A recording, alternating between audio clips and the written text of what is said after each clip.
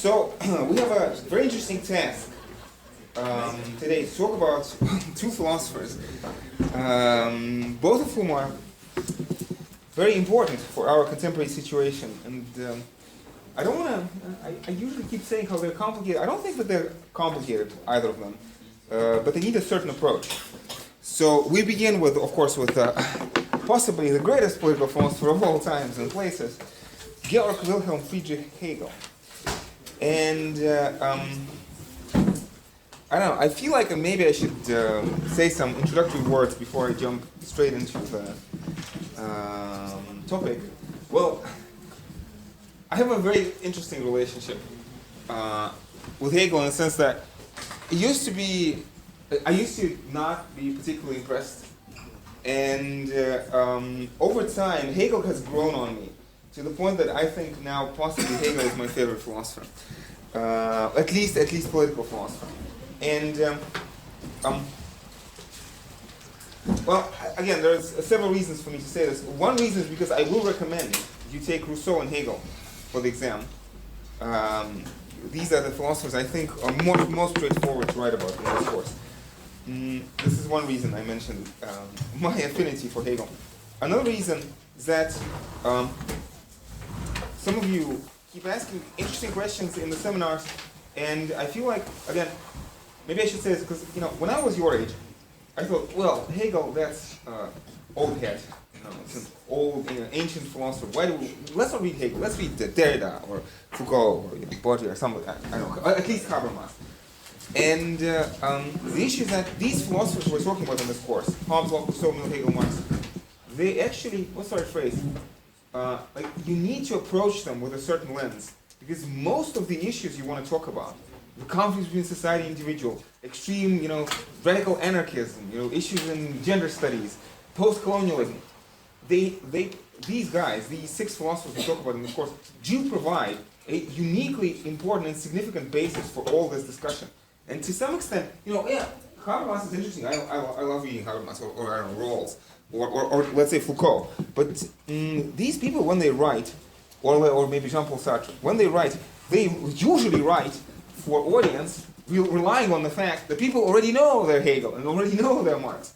So, and in some sense, again, especially when I had to ask myself this question for the first year students, it's more important to explain Marx better and not to talk about Foucault at all than to do the other, to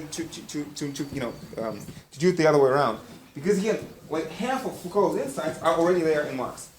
And anyway, so what I'm trying to say is that I don't know. This is like if I was sitting here, your age, in this room, this would have been important advice for me. Because I thought that the action was somewhere else, but no, action is actually here, in these guys. Well, you don't have to take my word for it. You don't have to agree with me, but this is like me sharing my personal experience. Anyway, so another issue I want to immediately mention straight off the bat, and this is a very long discussion, but wonderful, Ellen Ryan. This is a wonderful textbook posted to the Dropbox. Ellen Ryan specializes in Mill. His chapter on Mill is very good. Some of you hopefully have looked at it. Anyway, so what I plan to talk about a little bit is this issue of conflict and consensus. Conflict and consensus. These being two ways of looking at the world. These being two potential lenses, two potential ways to structure, looking at things. Or if you want, you could say these are two competing ontological assumptions. Ontological assumptions about the nature of the social reality. Again, since ancient times, at least since the ancient Greeks, we had these two positions. Some people, when they looked at the world, people like Thrasymachus, or people like Callicles, the ancient sophists, when they looked at the world, they saw conflict. They saw society as essentially taking the individual, breaking their will, and enslaving them, making use of the individuals.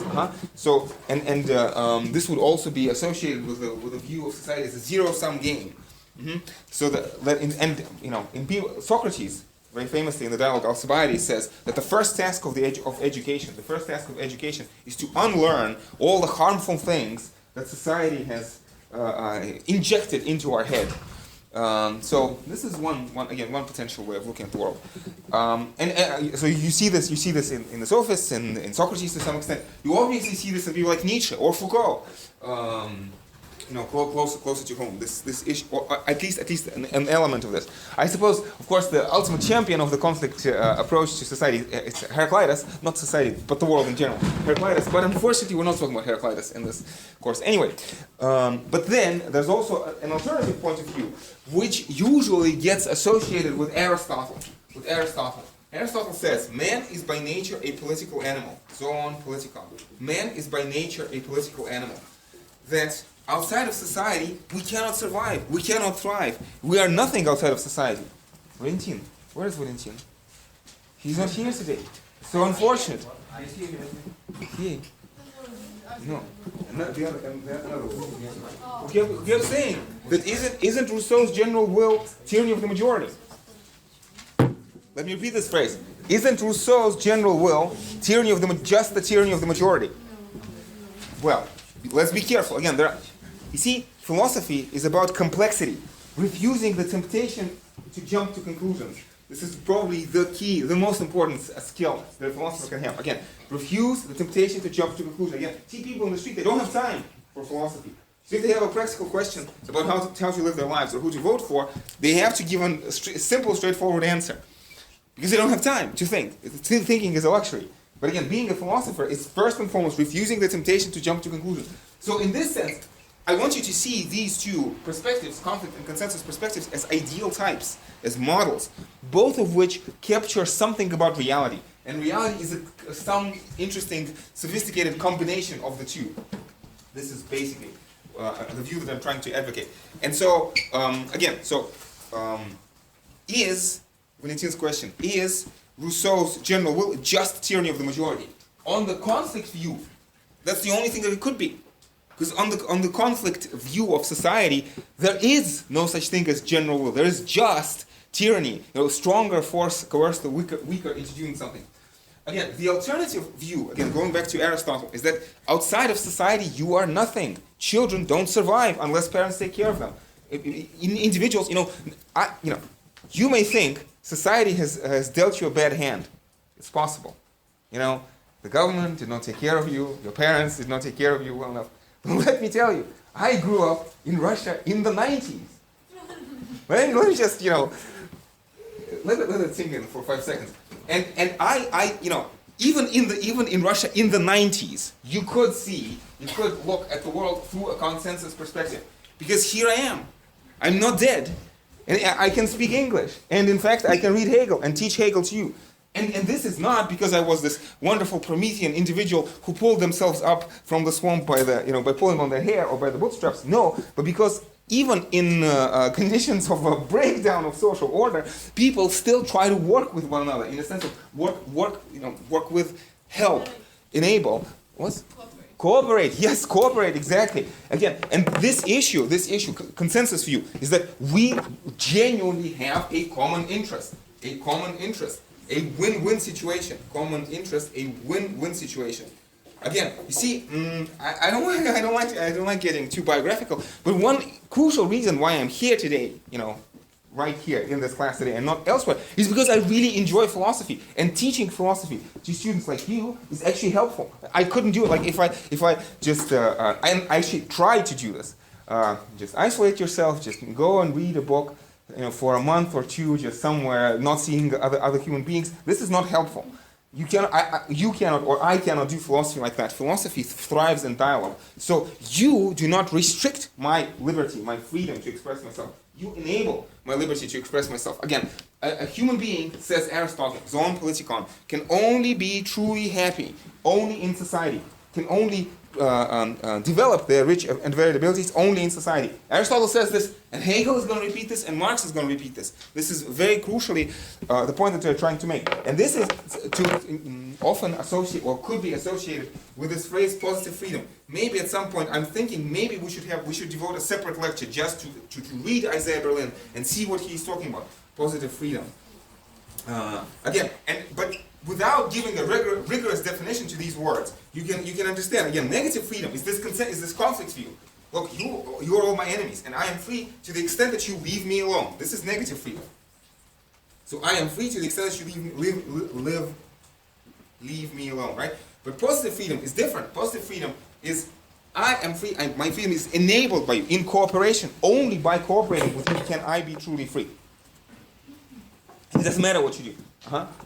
Because any job, are you an artist or a musician? It doesn't matter. You belong to a certain school. You have certain teachers. You have people who appreciate or criticize you. Who And outside of society, human beings are animals. Actually, probably less than animals. Unlike animals, human beings cannot survive outside society. So I want us to keep this in mind. So and immediately, why is this important?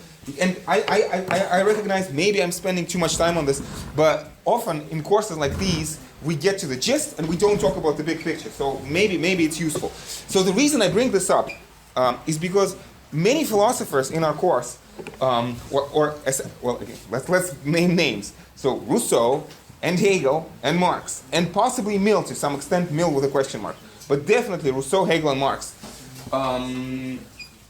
Do have images of perfect societies in which, again, Rousseau has this phrase here, general will or forcing people to be free, society which is based on true common interest, where patriotism is really a good thing and not the strong fool the weak into sacrificing themselves for some idiotic ideal, right? But true patriotism, if you want.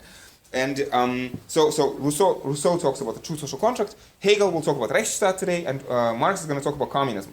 And immediately people say, "Oh, but this is tyranny. This is tyranny." And of course, on the conflict view, this could be tyranny. But you have to understand that by their own assumptions, and again, you feel free to disagree with elements, or with assumptions, or with reasoning of Rousseau, Hegel, or Marx. Obviously, you will need to criticize these philosophers on the exam. Again. The University of London requires you to provide criticism, but saying that they support tyranny is not a good criticism. Neither of the three philosophers actually support tyranny. Rousseau understands very well that there's a difference between forcing somebody and forcing them to be free. So when he talks about the true social contract, he signals that this obtains only in very special circumstances, in sort of few times and few places, not everywhere. So you see, again, your first task on the University of London is to show, or one of the first tasks, is to show that Rousseau and Hegel and Marx are not Stalin. Now, the fact that their ideas can be used to justify Stalin, well, so what? I mean, misreading of their ideas, maybe, but you are University of London students. Again, all three philosophers are deeply committed to human liberty of one form or another. So I have to signal this from the very beginning. And so, but you could ask, but why do they write like this? Why do they write? Hegel is going to say, the state, the Rechtsstaat, is the march of God on earth. Isn't this some kind of fascistic state worship? And I want to say, no, you have to see what they're talking about is an ideal type or an idealized model. Let's say, okay, so 2 words. Let me write 2 words on the board. Normative ideal. Normative ideal.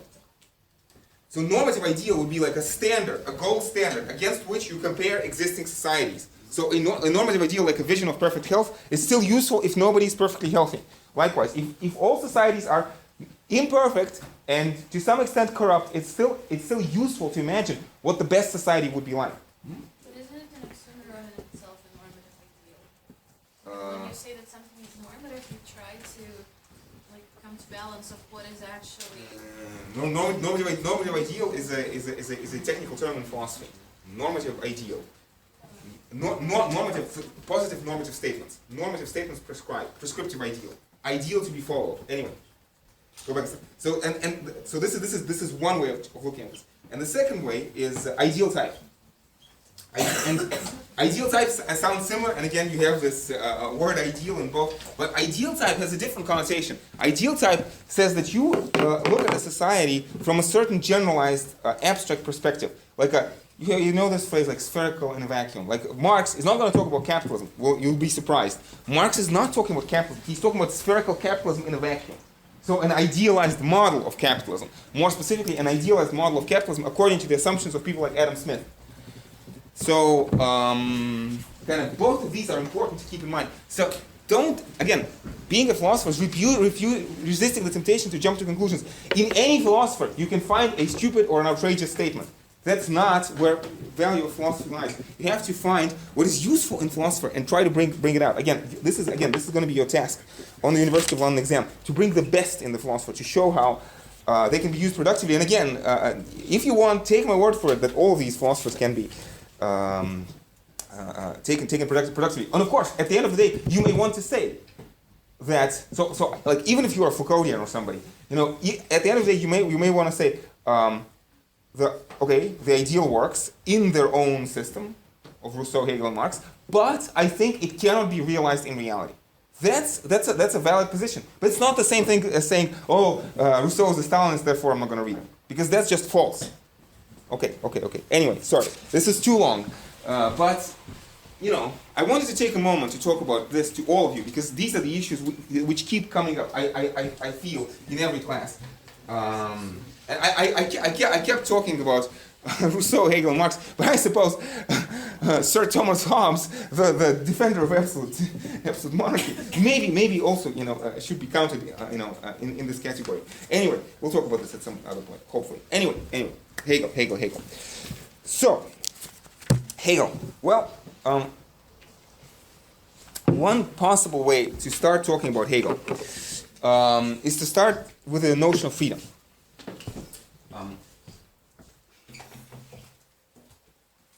Well, again, let me get this thought out, and then I'll talk about methodological precautions.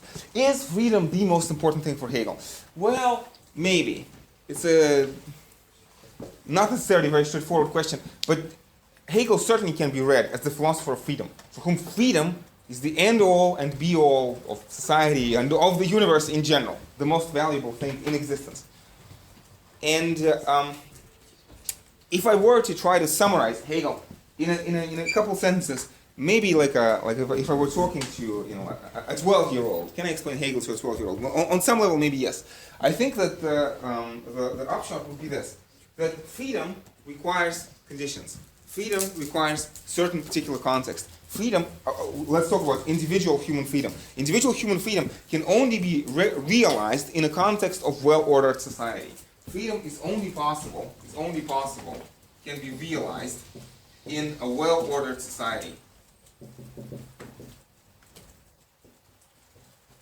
But again, outside of well-constituted society, human freedom is impossible. And immediately, the flip side of this is that Hegel wants to say that in the absence of a proper institutional framework, freedom destroys itself. So Hegel will write explicitly against Hobbes and against Locke, and also partially, to some extent, against Rousseau, although he's a fan of Rousseau, and he's closest to Rousseau in this course. And his idea would be that if you think of this negative freedom to be left alone by other people, that Hobbes and Locke talk about, what's going to happen is that society which is based only on that idea of freedom will destroy itself. It will degenerate into a war against soul, and society will destroy itself, and you will not have your freedom. Again, I'm tempted, in a dialogue with myself from about 20 years ago, I'm tempted to talk about this maybe for 5 seconds. Yeah. See, some people, get into this mindset when they think, the world is so wrong and so horrible, it should all die, it should all collapse, like everything should go to hell. And that's, I suppose, a possible position in principle to take, but it's not the position of this course. We're talking about political philosophy. So the basic assumption of this course is that we're trying to understand, can you make society work? So if you want to say that the best thing that can happen to the world, like Nietzsche, remember in The Birth of Tragedy, Silenus, an ancient Greek, a satyr in an ancient Greek play, says that the best fate for man is to not be born at all. And the second best is to die as soon as possible. So if that's your definition of good human life and proper society, then yeah.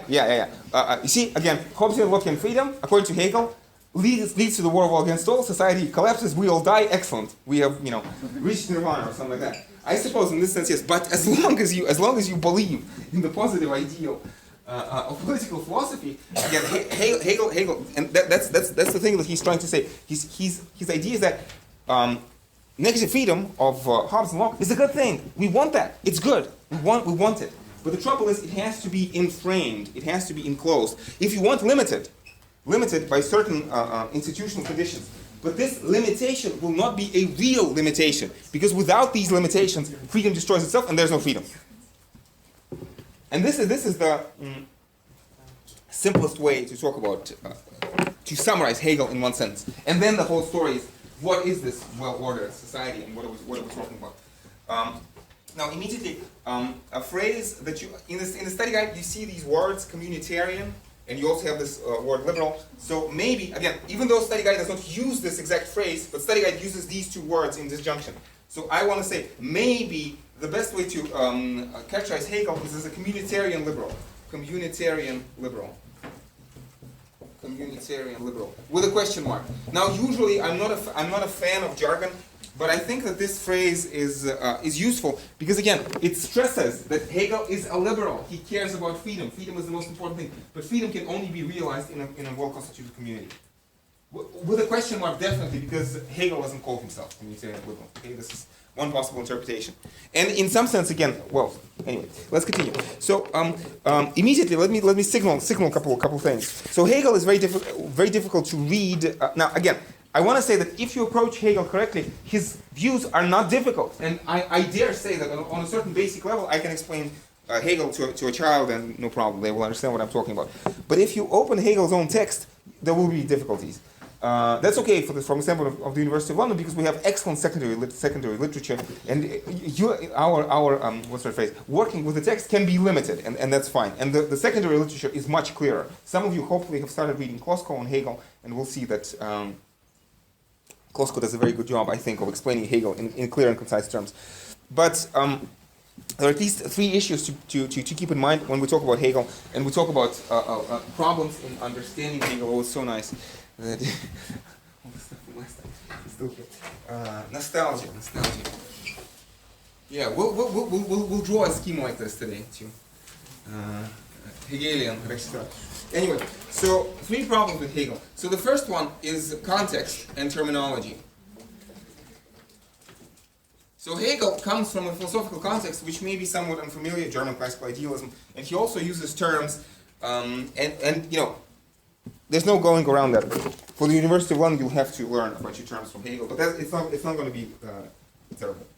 The second issue, so these are the answers to the question of why Hegel can be sometimes difficult to read. The other issue with Hegel is that he's writing on the cutting edge. He's not interested in explaining simple stuff and going over it, 2 or 3 times. You see, every philosopher, with the exception of Hegel, let me repeat that, every philosopher in this course, with the exception of Hegel, writes for the general public. They write for just normal citizens in the street. Again, Mill, for example, published in newspapers. Hegel is the only one who's a university professor, so he writes for his students. And he doesn't have to be clear. He doesn't have to write in sentences which are clear to a person in the street. And on the one hand, you can see this as a defect, but on the other, if you believe that there's depth to political philosophy, and some things simply cannot be explained in simple terms, again, as Rousseau says, je ne sais pas l'air d'être clair pour qui ne veut pas être attentif, right? That certain things simply cannot be explained in simple terms. Then it's actually a great advantage of Hegel that he's a university professor and he can afford to be complicated and still rely on the fact that people will be able to understand him. But he's writing on the cutting edge of the understanding of his time, but also of his own understanding. He's not interested in regurgitating simple truths. No, he tries to push his thought forward, and many of his works were actually written when he was very short on time and didn't have time to revise. But, that's okay. We're still reading him today. So, he, from the standpoint of the court of history, he has won. And the last problem, and this is a very important problem, this is crucially important, you will all, those of you who are going to write about Hegel, will necessarily have to mention this. He was writing under the regime of strict censorship. He was writing under the regime of strict censorship. Now, immediately, let me just for fun, let me signal this. Hegel does not support censorship.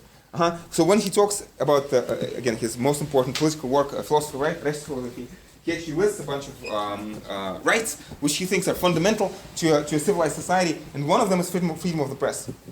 And this did not exist in his day. So he's writing under a strict regime of censorship, and so there's censorship, and also the censorship which is enforced by a particular kind of government. He's living in absolutist monarchy, so this is absolute monarchy.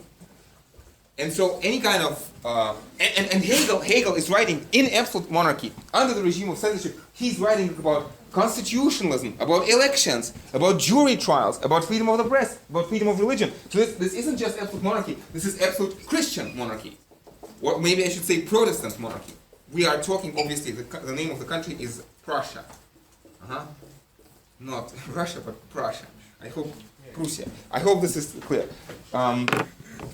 So, what I'm trying to say is that sometimes he has to phrase things like in a little bit like in a cipher, so that the censors do not understand what he's talking about. But again, in general, if you want a knockdown argument that Hegel was not a fascist, you can actually find paragraphs in philosophy, right, where he says, yes, freedom of religion, freedom of the press, should, is essential rights, jury trial by jury, right to trial by jury, and also he will talk about how slavery and serfdom are. By the way, he's writing at the time when serfdom is still legal in Russia. Anyway, so slavery and serfdom are completely against any possible constitution. Cannot be a part of any well-ordered, well-constituted society. Okay. So, keeping these in mind, again, let me try to balance complexity and simplicity. So, basically, what Hegel is going to say, I mean, let me try to give you the basics of Hegelian argument. It says, freedom, again, we're talking about conditions of freedom. Freedom has to consist in two elements, the subjective element and the objective element. So the subjective element means that it's you really choose to do X. So you are subjectively free only if you really choose to do something. But is this freedom? So Hegel says, no. Sometimes you may be making a mistake, or maybe you are mad, or maybe you're a child. Say hi to Mill. Again, I think it's very useful to talk about Mill and Hegel in the context of one another. Or maybe, again, you are a slave to passions, as Rousseau would put it. So subjective element is necessary but not sufficient. Okay, let's talk about the objective element. The objective element is that the thing that you are doing is actually good for you. Now, is Hegel a utilitarian? Well, that's a very weird proposition. In any classical sense, no, he's not. But in general, although he doesn't really spell this out, it's clear that the purpose of human society is living well. It's individual human well-being, individual and collective human well-being. And collective is important because without the collective well-being, individual well-being is impossible. So, like these 2 points reinforce one another. So, the objective element is that something is objectively good for you. So, again, both are necessary, but neither of them alone is sufficient. So, again, a subjective element alone is a mad person or a slave to passion. The objective element alone is when you are forced, like a slave, to do what's actually good for you, but you do not understand that it's good for you. And Hegel very explicitly says that this is defective. No, this is not the well-ordered society in which he's talking about. The objective element alone. You need both. You need both. Again, in some sense, this is in a simple phrase. This is the difference between tyranny of the majority and the general will. Tyranny of the majority is, well, you understand what that means, but the general will is that you subjectively and objectively agree that this is the best course of action. That this law is the best law that we could have adopted in given circumstances, let's say. Okay, so, yeah. So, let me next talk about three, so these are two elements. Let's talk about three elements. Let's expand this. Hegel says that we begin with, so let's say, freedom. How do you know that you are free? The first element is what he calls abstract freedom. or let me write abstract person. So all of these are going to be about freedom. So abstract personhood. And Hegel really likes the word abstract, and when he says abstract, he means partial, one-sided, sometimes defected, abstract, like abstracted. So an abstract person is not a real human individual. An abstract person is a defective human individual. Why? Because an abstract person has no real grounds to choose any particular course of action. This is what Hegel calls the moment of pure indeterminacy. Pure indeterminacy. This is, I think, almost exactly what Sartre talks about in The Being and Nothingness. The moment of nothingness, the moment of pure negativity. So a complete lack of any guidance. You can choose completely whatever you want. And by the way, Sartre, of course, is a careful reader of Hegel and writes about Hegel a lot in Being and Nothingness. Anyway, so this is the first step. And again, on this step, this imaginary pure person, who can't really exist in reality, would not do anything because there's no reason to prefer one course of action over any other course of action. It doesn't really have any appetites or desires, or even if it has appetites or desires, it has no reason to act on appetites or desires.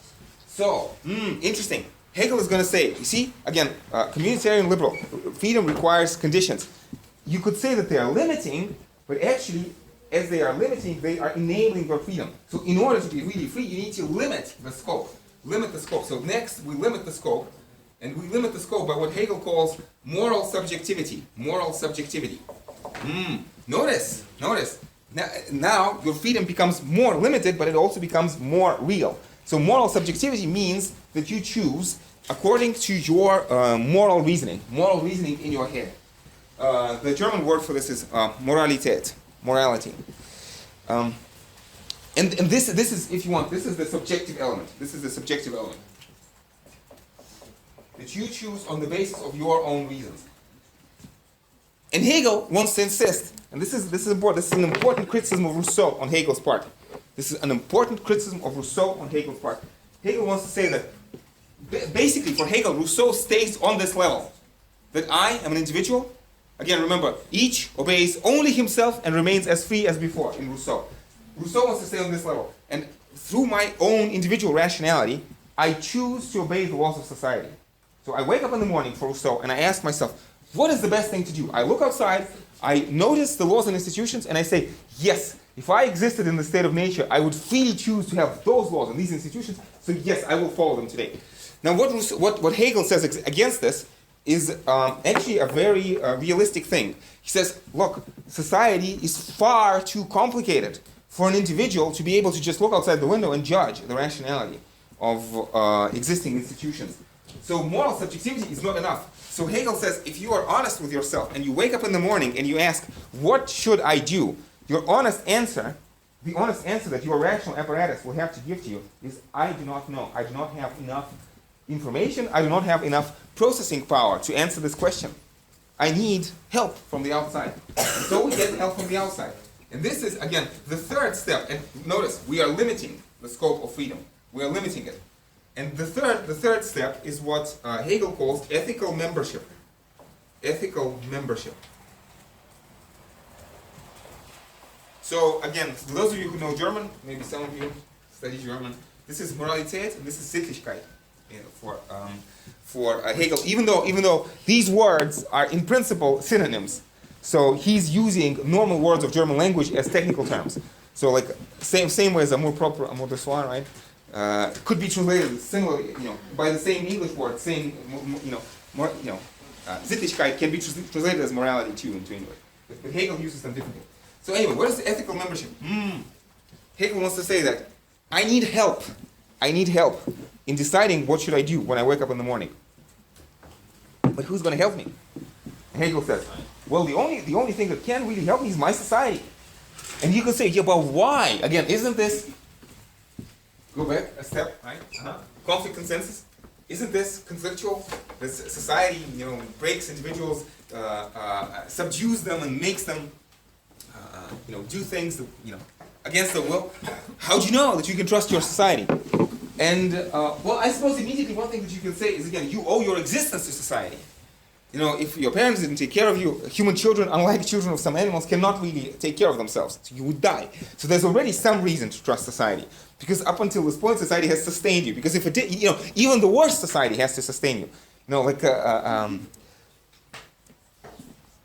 don't want to give extreme examples. I don't want to give extreme examples, but the mere fact that you are alive, and even more so, the fact that you are asking yourself this question: what should I do today?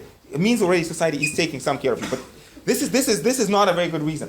Much better reason is history.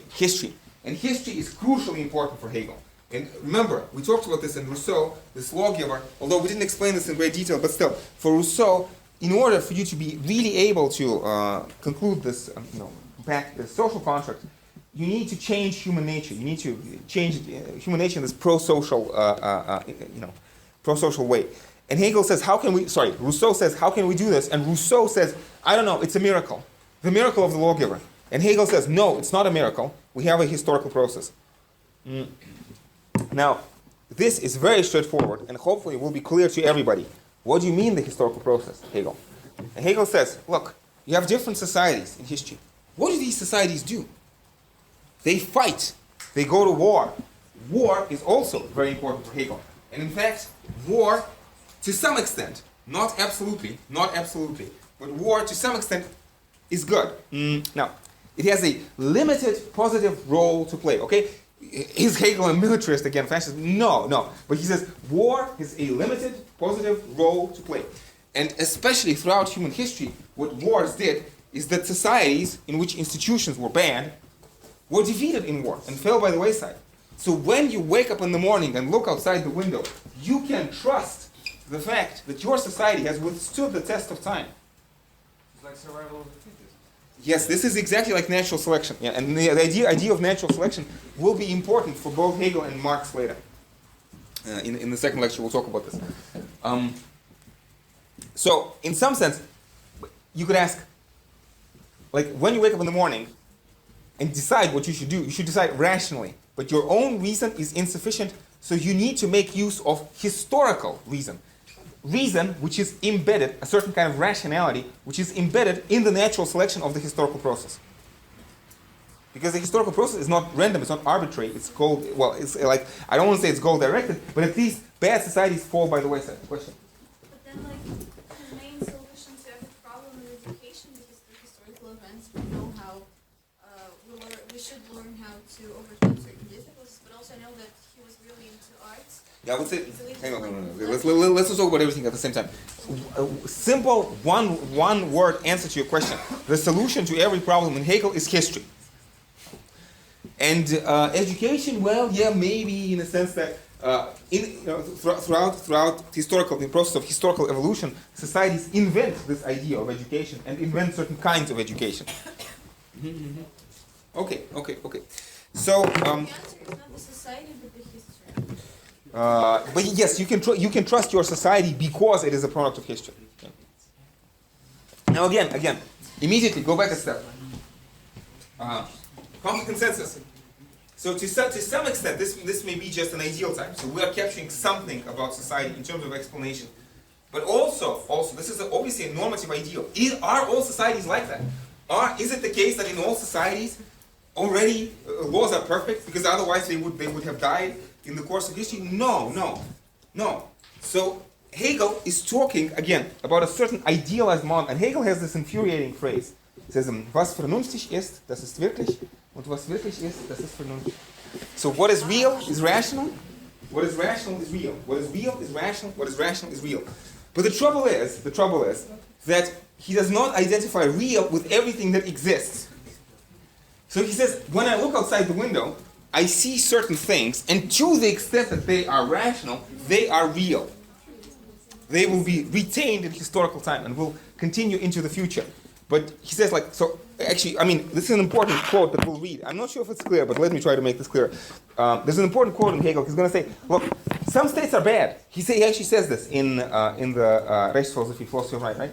He says, some states are bad, but they are alive, and because they're alive, there must be something good about them.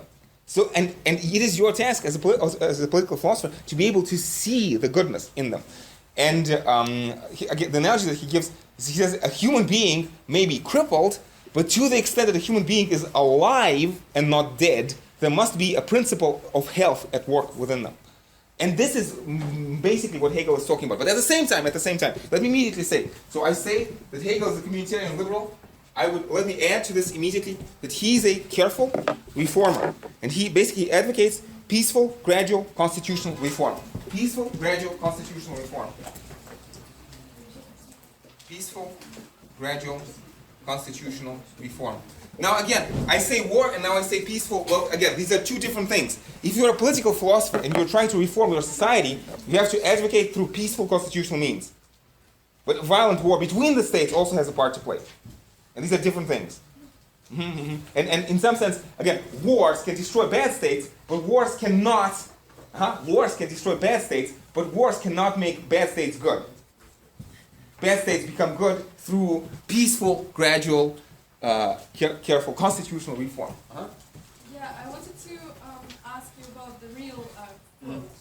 So if he says everything that's real is rational, but not everything is real, how do you distinguish real from not real?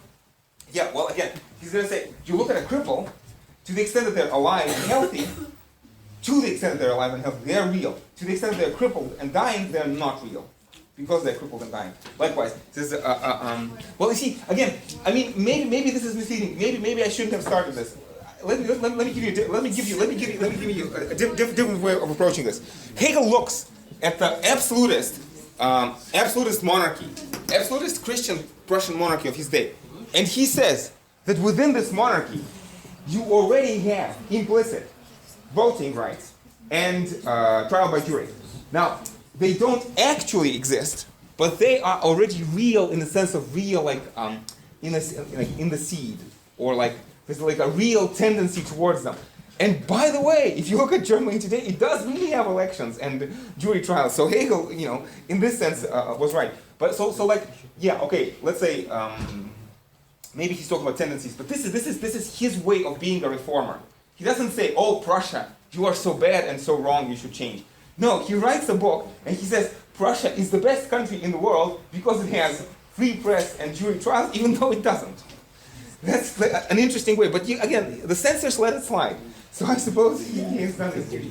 Anyway, you see, again, there's interesting problems in Hegel, and then there are technicalities. These are technicalities. I don't want to get bogged down with them. Let's go back to the general. If you are living in a state which is about to stagnate, Yeah. can you trust this society? Yeah. Well, you see, this is in some sense, this is a big and important question, a problem. I'm not sure if I've seen a good answer somewhere in the readings, but ultimately, we had this question last semester. We had like, well.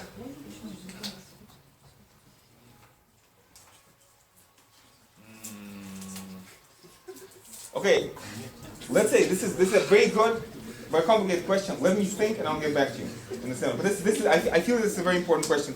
But what exactly the answer is, I'm not sure. Anyway. So yeah, let me continue this. So maybe I should immediately say that when I talk about history, for Hegel there are stages of human society, and Hegel is going to talk about.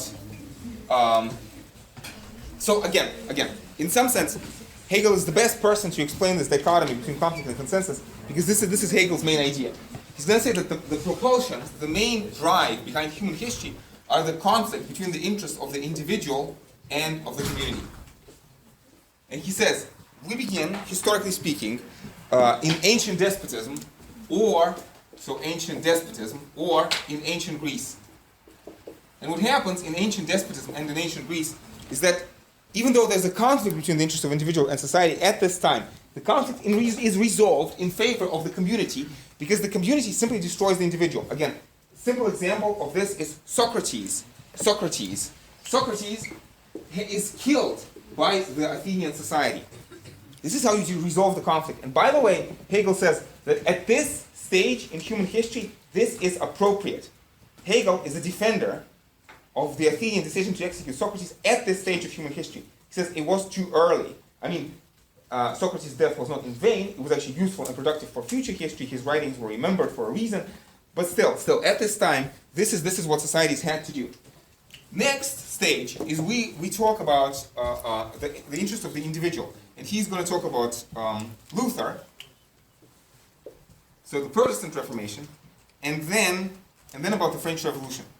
And what Hegel imagines is that in the French Revolution, the reverse happens. It is the individuals, by their own reason, again, as he would say, abstract reason, so reason taken one-sidedly, by their own abstract reason, the individuals destroy society.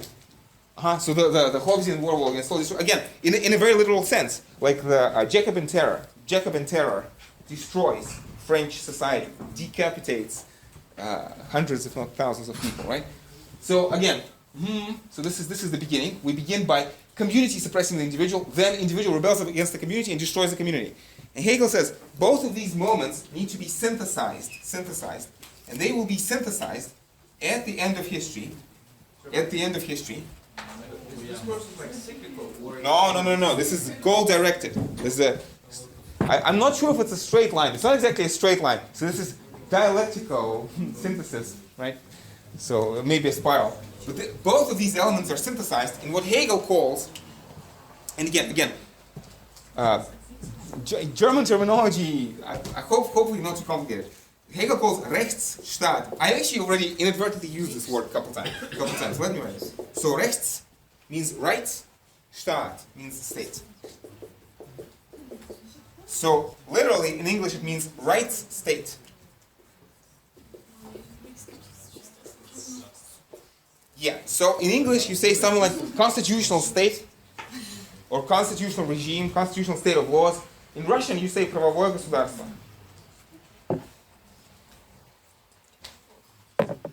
So again, Hegel imagines this evolution. And I mean, in some sense, when he talks about individuality, like if you're born in the Middle Ages, you do just whatever happens to you, you are at the mercy of history. Human beings cannot really do much. And maybe you can get lucky, maybe you can move to a better society. But this is when we talk about the past. But today, Hegel, and he imagines that this already happens in his, at least on some level, at least to some extent, this is already realized in the Prussia of his day. He says, human beings, for the first time in history, understand that the laws are made by them. Hegel makes a lot of the fact that in ancient times, laws are thought to be sacred, divine, coming from gods, not from people. So, emerging from the unconsciousness of early human past, and therefore unchangeable. Whereas at this stage, at the stage of the French Revolution, and more importantly at the stage of the Rechtsstaat, of the right state, people understand that the laws of society are made by them, so they can reshape the laws to basically have the best laws. Although, of course, as they are doing this, as they are making reforms, they will have to look at history and will have to, make reforms with the benefit of the hindsight, historical hindsight. So in this respect, Hegel, even though again I say communitarian liberal, let's maybe add a conservative communitarian liberal, because this is the conservative communitarian liberal. This is, in some sense, the definition of conservatism. And if you think of people like Edmund Burke, or Montesquieu, or David Hume, they would say something very similar to what Hegel is saying. That we have arrived at a stage where we seem to be at liberty to change the laws of our society. We have to do this carefully, because the laws did not spring out from nowhere. The laws are a product of a long historical evolution, and we have to be careful when we change these time-tested laws. Okay. So, yeah. I suppose let's also talk about the way that Hegel imagines society should work. So Hegel is going to say that when you are born. So in some sense, what am I going to talk about now? I'm going to talk about the structure of this Rechtsstaat. And again, you see, what is the question? What is the problem that Hegel is wrestling with? It's exactly the problem of Rousseau. How can I be free in a society? How can it be that each obeys only himself and nevertheless remains as free as before, right? But at the same time, we have a society, well-functioning society. This is in some sense the question that Hegel wants to ask. How can you harmonize the interests of the individual? How can you unify them? Right? And again, here, the idea is in the Rechtsstaat, the individual and the community, the interests are the same. the subjective element is equal to the objective element. These are the things I began the lecture with. So what Hegel is going to say is that again the way you unify, properly harmonize society is let's start somewhere. So first of all, you are born as a member of a family. Member of a family. And family is important because it takes care of you while you are young and cannot take care of yourself. So it provides protection. It also provides basic rudimentary education. But also, very importantly, in the family, we learn how to be a member of something which is greater than ourselves.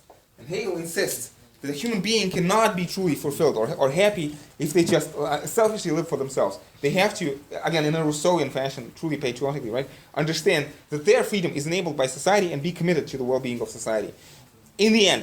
But in the family, you first learn a glimpse of what it's like to be a member of something larger than yourself, namely your own individual family.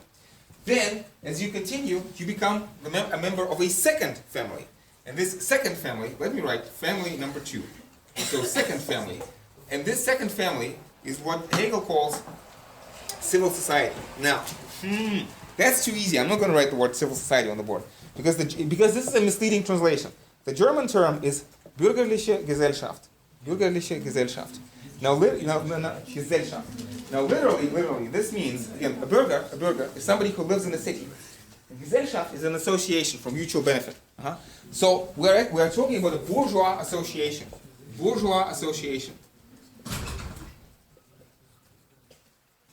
So basically, mostly, first and foremost, this is the market. Meaning place where people associate for mutual advantage, mutual benefit. And so this is the market, and this is also like the idea of the social contract for Hegel, social contract. And Hegel is going to say, look, mutual selfish benefit can only get you so far. This is where Hobbes and Locke and even Rousseau, according to Hegel, stop.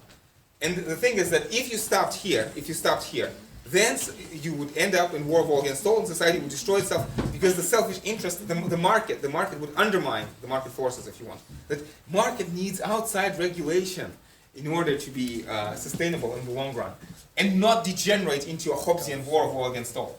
So in order to be that, you also have to be a member of a family number 3, if you want. And this family number 3 is the Rechtsstaat, properly speaking, the state itself. Well, actually, no. The Rechtsstaat is all of this. So let me write again. So if this is bürgerliche Gesellschaft, so you are Ferdinand Tönnies. You've heard this? Gemeinschaft und Gesellschaft? Yeah. No. New Yes. games theory, right? To some extent, Durkheim, yeah. So if there was a Gesellschaft, we need to get a Gemeinschaft. So the German phrase that Hegel uses is sittliche Gemeinwesen, ethical community. The ethical community. And all of this is the Rechtsstaat. Ethical community. So basically, again, in some sense, this analogy does not work. Okay? This analogy does not work. These do.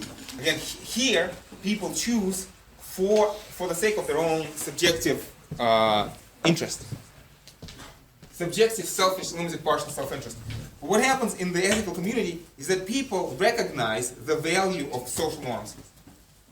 The value of patriotism, among other things. Patriotism is very important for Hegel in a properly functioning state. Again, not in every society necessarily. Common consensus. This is an idealized model. Patriotism, if you are really living in the Rechtsstaat. But if you are not, then what do you do? What are your alternatives? Anyway, that's a complicated question for another day. So this is if you want the structure of society, and these 3 elements working together in concert is what is going to give you the harmonious social order. Anyway, so this is one way to look at the structure, but let's also. Let me maybe erase this already. We talked about this a long time ago. I probably can erase all this, right? there's also a way in which Hegel imagines this to work politically. So politically, Hegel wants to say that, okay, so you have people. And people are not just a scattered mass. Durkheim. So the basis of society, according to Durkheim, today, of modern society, and again, notice, Hegel is the first philosopher to write after the Industrial Revolution, after the French Revolution. So Rousseau is writing before that. And Rousseau says that general will is impossible in a large state. Hegel is going to say, no, it is, general will is possible in a large state, but your society has to be well ordered in this fashion. Anyway, so, so people are not just a scattered mass. People are cells in organs. Again, this is very much akin to Durkheim's notion of organic solidarity. People have to, like, you cannot have a relationship directly to the state as a whole, because the state is just too big. So yes, I'm a member of a family, but that's too small. Member of a family, that's too small. You cannot make society just like that, because if that's too small, that's too selfish. Member of the state, that's too big. It's hard for me to imagine that. So this is the appropriate level of the integration of the individual into society. So I realize and recognize myself, not as a member of a particular family with a name, and not as a member of everybody in Russia, but first and foremost, if you want, I am a member of a corporation of teachers of Russia. Well, we kind of don't have this corporation in Russia, but Hegel imagined in a perfect Rechtsstaat this to be like that. So you have individual corporations. Like trade unions. And each corporation does some important socially useful function. Maybe economic function or social functions. So there will be a corporation of doctors, corporation of lawyers, corporation of teachers, corporation of whatever, plumbers. Will there be corporation of rapists or robbers or poker players? Probably not. Although who decides, that's a separate question. We'll talk about this in a second. So, and as a member of the corporation, you vote to the representative assembly. So this is my representative assembly, представительное собрание, right? The parliament, basically. But you vote not like we vote today, like in a geographical district, but you vote within your corporation. And notice, Hegel says this. Actually, he does use this word. Well, or at least Kosko uses this word. He says that regional voting, geographical voting, leads to electoral indifference.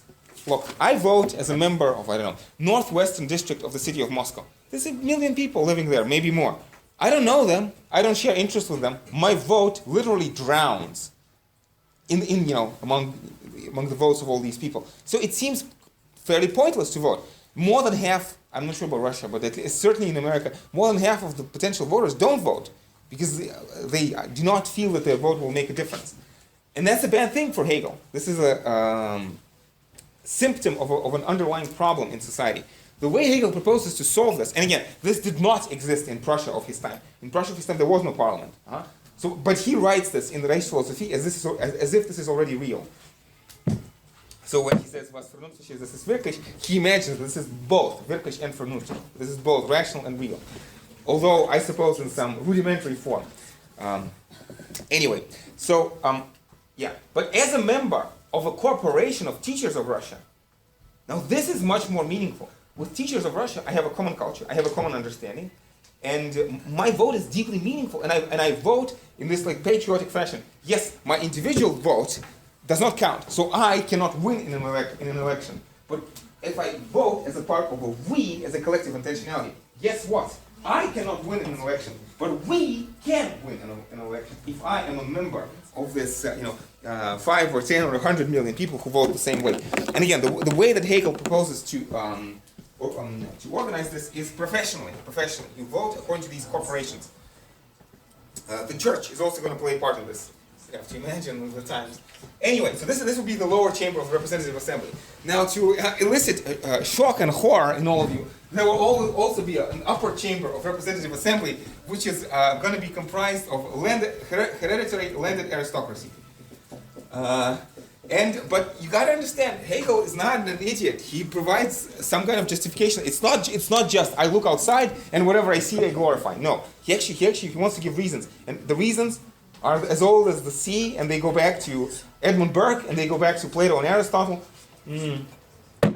Only the people who are rich, only the people who are free from the necessity to work, only they have enough time and enough education to know what's actually good for society. Now, obviously, you do not want to give them the plenitude of power, but you want them as a check on the lower house.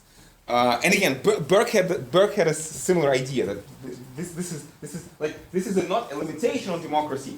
This is a proper safety mechanism to make sure that democracy does not do things which are actually against the interest of society. Also, Hegel mentions that landed aristocracy, because their status derives from their land, they will be very careful with their wealth because it's important they have to leave their land to their children. So they are this careful conservative class.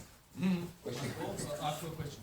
What if these corporations are not equal in number? For example, the occupation of teachers is too huge in comparison to... Yeah, well, we don't need to think about all the details, but I would imagine that what Hegel wants to say is, again, this is against one person, one vote. This is maybe one corporation, one vote, something like that. Or let's say, I'm not sure, we need to double check this. Actually, I would imagine that different corporations may have different weights, but not necessarily according to numerical representation. So, what about inequality? yeah, but you have to remember that, again, for somebody like Hegel, but also for somebody like Burke, Parliament is not this resolution of war against all. It's a place where people recognize the common interest of the country, the common interest of the state. Anyway, we'll get there, because, the answer to your question is in the making. Let's get there. So, now, these people, you have to understand, these people are elected, and these people are hereditary. So neither of them necessarily have the expertise to organize society, because organizing a society, like healthcare reforms or educational reforms, that's complicated. You need experts. So the people who will really govern the real government, let me maybe write this in red, because this is the real government, is going to be the meritocratic civil service elite. Meritocratic civil service elite. Meritocratic civil service elite. Now, let's talk about them. What kind of lines should I draw? The people elect the parliament, but what about the meritocratic civil service elite? Well, they are appointed by exams. Who sets the exams? Meritocratic civil service elite. Sir, Yeah. I would like to, so, am I understanding correctly that his solution of how to establish this, like, the range style is through, like, this? Yeah. Careful, cautious reform in this direction. Yeah. Yeah. This is the direction. Okay. Anyway, so the meritocratic civil service elite. So how do you get into meritocratic civil service elite? Through exams. If you want to become a university professor, you have to pass the exams of other university professors, right? If you want to become a meritocratic civil service elite member, you have to pass the exams which they make themselves. The experts decide what the exams will be. Is this complete unchecked tyranny? No, because these people need to have a vote of confidence from the assembly. This is actually almost exactly what Mill was saying last time. He says the people who make decisions should be the experts, and the parliament should not rule. The parliament should supervise the experts. So I'm not sure how to draw this. Let's draw it like this, like with a dotted line. These people, the parliament supervises, and if the majority of the parliament votes no confidence to the elite, you fire them, and you appoint new ones. Also from experts, also who have passed the exams, but still. So again, there is checks and balances in this picture. And, but the meritocratic civil service elite, as far as I understand, although, let me write this with a question mark, I think that they are the ones who are going to decide which corporations we need and how many. Although, who knows? Okay? Let me write this with a triple question mark. This is a pedantic point, but I suppose at the end of the day it's kind of important. Who decides? Who decides which corporations we have and what is the makeup? Anyway, and above all of this, Hegel says, and you can see his conservatism and all this. Let me finish, because there's just one element. Above all of this, you would imagine there has to be a monarch. Why a monarch? So the Rechtsstaat has to be a monarchy, a constitutional, limited democratic constitutional monarchy. Why a monarchy? Because Hegel says, look, patriotism, unification, the interest of the individual in society, you need a representation of society in one person. Society is one thing, so you want to represent it with one individual who is preferably a member of a single unbroken dynasty. And this single unbroken dynasty represents the unity of the people and the continuity of unity of the people through time. Now, so above all of this, you have the crown. The crown. But it's very important. Hegel is not an idiot, and he knows that monarchs will not be qualified to rule. So in general, he wants the monarch to simply be a symbol, like in England. So basically like England, right? Basically like England. Although, and this is also like in England, the king, if you think about this, it's true about England, although this has never been exercised. The king has emergency veto power. Now, in England, the king also has emergency veto power. It's just that since 1688, I don't think that the king ever used it once. But the king does have, or the queen, has emergency veto power. So any kind of legislation only passes into effect after the queen signs it. So she, in principle, could refuse to sign it. What's going to happen then, we don't know. Riots in the streets, tanks in London, who knows. But, in principle, this could happen. So this is a little bit like, well, actually, no, this is exactly what Hegel imagines. And exactly in the same fashion, Hegel says that this veto power is exercised only in emergencies because in general the king is not qualified to rule. And it doesn't matter what the personality of the king is. He just, or she, whatever, one person, the monarch, serves this symbolic function to represent the unity of the nation. But there was a question. Uh-huh. But then what if one is not a member of this association? There is no place for Well, that's bad.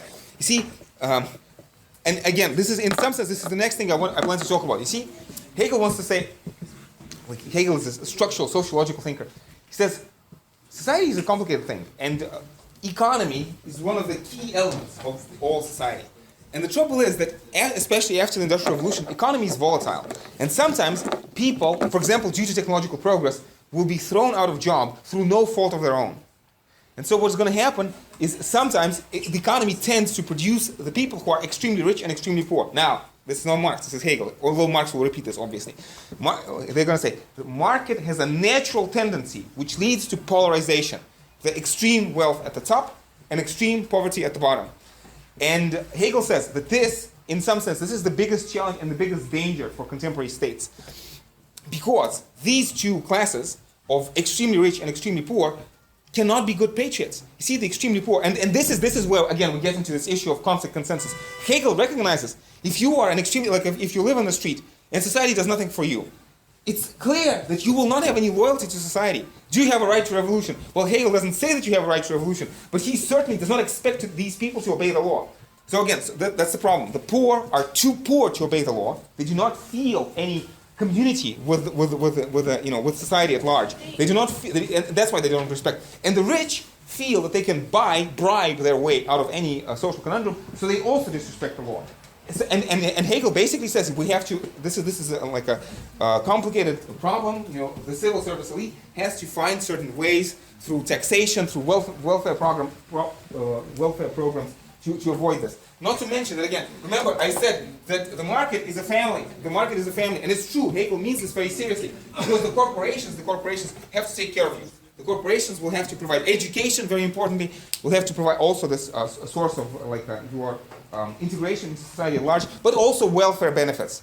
Like if you have a corporation of typewriter makers, and then somebody invents a computer and typewriter makers are out of business, there needs to be a socially provised plan on what to do with these people, because they have served society well as best as they could, and now they are thrown into the street through no fault of their own.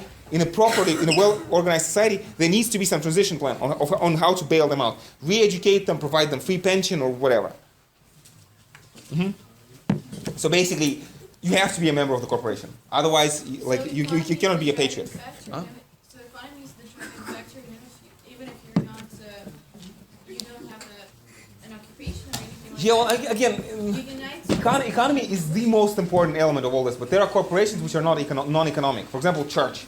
The church is going to be one of the corporations. The church has no economic function. Well, it's like its economic function, not that it produces economy, but that it like consumes economy. You still need money like to build your stuff and to feed your horses or whatever that the church does. Well, we don't have to talk about this again. Well, I mean, what I'm trying to say is that everybody in society, according to Hegel, has to have a socially recognized, useful occupation. And if you don't, then Rechtsstaat just doesn't work. And again, is this theory, is this fascism? No. Hegel gives you the conditions of well-functioning society. If this is impossible, then well-functioning society is impossible. I'm sorry. And again, you see, Hegel and Mill are similar in this. Mill wants experiments in living, but remember, these experiments in living have to be socially useful, otherwise you should be punished, at least by the voice of your conscience. Similar fashion, Mill. In a similar fashion, this is what Hegel is going to say. Okay. So, patriotism is hugely important for Mill, for Hegel. But he says that the normal way for a person to be a patriot is just to do your job well within your corporation. So the highest expression of my patriotism should be teach as best as I can. And in a good, well-ordered society, I should be rewarded for that. But then also, let's say this, to go back to this question of war, Hegel says that from time to time, but you have to remember, this is wars in the 19th century. So these are limited wars, limited in time and in scope, where professional armies fight. We are not talking about total war against civilians. But anyway, so he says, from time to time, we need to have a war. Without war, this will stagnate. Because even though most of the time, your interests align with the interests of the community perfectly, and you are rewarded, including economically and monetarily, for doing your job well, from time to time, like every 30 years, let's say, you need to go to war to remind people that the allegiance to the country is more important than even their personal safety. And of course, let me just mention this, for those of you who want to shout fascism at this point, that every philosopher in this course will recognize, Hobbes, Locke, Rousseau, Mill, Hegel, and Marx, all six, will recognize that at times of war, people have to sacrifice themselves for society, otherwise society is impossible and you die and become slaves. So, this is a recognized social necessity of politics. Question? Yeah, before at the beginning of the lecture you said something about how evil states can't defeat bad states and good states can't become evil states anymore, but can bad states defeat bad states defeat good states? As a fluke, like as a one-time occurrence, like a chance event, maybe. But Hegel is talking about the long run of human history. In the long run, the best states will prevail. This is an assumption. But within the context of the 20th century. Let's not talk about the context of the 20th century. Because Hegel is not writing in the context. Yeah, but it completely contradicts Hegel's. Well, I mean, let's not say completely contradicts. Because if your society loses to somebody else, then Hegel is going to say, oh, there must be a problem. Because Rechtsstaat needs to be self-sufficient. If your society is provides rights for individuals, but you cannot defend yourself from the outside, well, maybe something is wrong with your society. I mean, he talks about war, but I mean, how can there not be a place for total war? I mean, because it's happened historically. I mean, so in the context of where we are today, if you apply. Well, you see, again, I feel that this is not. I'm not sure if this is such an interesting question, because at the end of the day, I think what Hegel would have to say, like if you confronted him, he would have to say, well, then the international community has to put some rules in place to try to keep this in check, to maybe have, well, basically, like Hegel is sort of a realist in international relations. Like any realist, he would find for realist ways to limit war. I would imagine something like that. It's weirdly easy. Yes, Hegel is my favorite in this course. Like any question you ask, you immediately know what his answer is going to be. It's not true for many other philosophers, but with Hegel it's very straightforward. Okay, so a couple other things I need to mention. Well, I need to mention, because I have been selling a very liberal picture of Hegel, but there's a couple of elements which you may find problematic.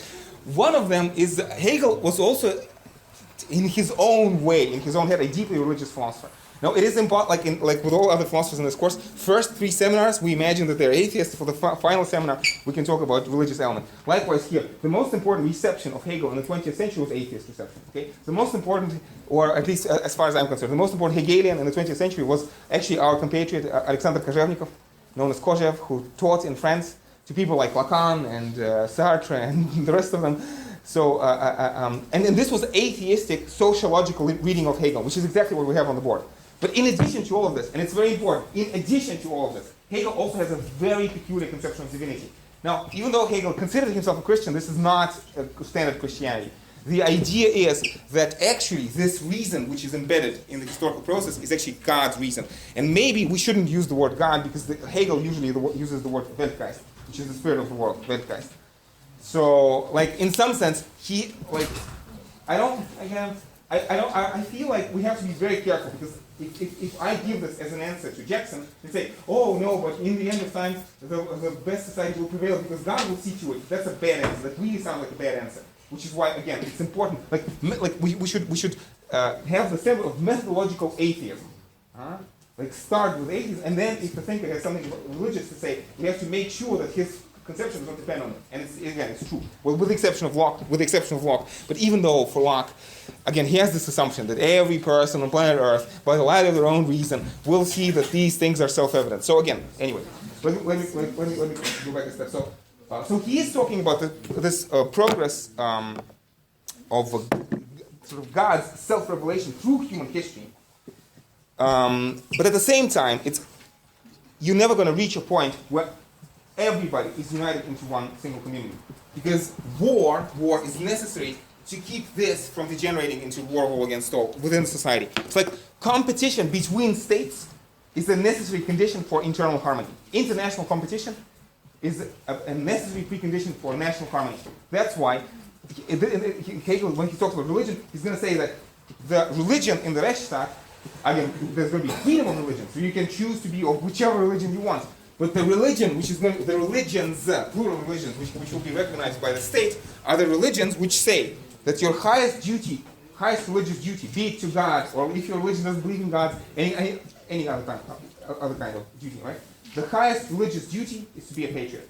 Like if to be a good Jew, German, Muslim, Buddhist to be a good Jew, Christian, Muslim, or Buddhist is to be a good German, that religion is fine. If it's not, then it's a problem. But what Hegel is going to say is not like, guess the people, like a genocide. No, he's going to say that as long as a small proportion of population, below critical mass, some people who do not belong to official corporations or who do not belong to official religions, they can fulfill their duty to the state simply through the market, and it's okay, leave them be. He will talk about Jews, Anabaptists, and Quakers. These are the three groups he talks about. He says these are three groups who will not recognize patriotism as highest religious duty, but it's okay, we can tolerate them because they're a small amount, and actually they will be integrated just through the bourgeois association. Some of that. But if, for example, at some point there is a conflict between the associations, and for example, I don't know, there is an association of soldiers and an association of doctors. An association of doctors does not support a certain decision that the king has put down. You could say with Nietzsche or with Max Stirner that human society is like this, and there can be some irresolvable conflicts. But people like Rousseau and Hegel and Marx will, by assumption, say there are no irresolvable conflicts. Like imagine a family, and in a family something happens and you need to deal with some situation. If your family is a really good family and not just barbarians who are forced to live together under the same roof by necessity or something like that, you will get together and figure out what is the best, the fairest way to solve your problem. Because you are all members of the Reichsstaat of Germany, you will find an equitable way, and people will make sacrifices willingly because they want to be part of this larger whole. So you will find a solution. The same way, driving on the streets of Moscow. If there were no traffic laws, you couldn't get anywhere. So traffic laws limit your freedom, it seems, but actually they don't limit your freedom. They enable your freedom to travel on roads. Because if there was no traffic regulation, you couldn't get anywhere. Everything would be stuck in one perpetual traffic jam. In the same fashion, so it seems that you sacrifice your freedom by driving on the right-hand side of the road, but actually no, you're not sacrificing anything. So in the same fashion, the corporation of soldiers or the corporation of doctors will have to sacrifice something, but actually it's no sacrifice at all, because this will be better for them because they live in this harmonious state. But again, I have to keep saying, if you imagine this is already real, you become a fascist. And in fact, fascist philosophers were Hegelians. Gabriele D'Annunzio, for example, was Italian philosopher was Hegelian. And his idea was that this is already realized, and if you don't like something about the state, the problem is you. But the state is already perfect. And this is the famous or the infamous right Hegelian reading of Hegel. So This is the right Hegelian or extreme conservative reading of Hegel. But also there's a left Hegelian reading of Hegel. Again, I feel that Hegel himself was a, again, careful, cautious reformer, so somewhere maybe a little bit off to the left, like left center. But the extreme left of the left Hegelians is going to be people like Karl Marx who are going to look at this picture, and very importantly, Marx is going to look at this picture, and he's going to say, fabulous, this is excellent. Maybe some details to be worked out, but in general, this is excellent. Trouble is, when I look outside the window, I see nothing of the sort, and what we need is violent revolution, tear down everything we have, and rebuild from scratch something along these lines, although, of course, Marx will have some, you know, well, like changes made to this particular picture. Okay, and on this wonderful note, there's much more to say, but on this wonderful note, I feel that maybe we should end. And if you have any questions, I'd be glad to answer. Otherwise, again, thank you so much. I remind you, Hegel is my favorite philosopher in this course, and I'll see you after break.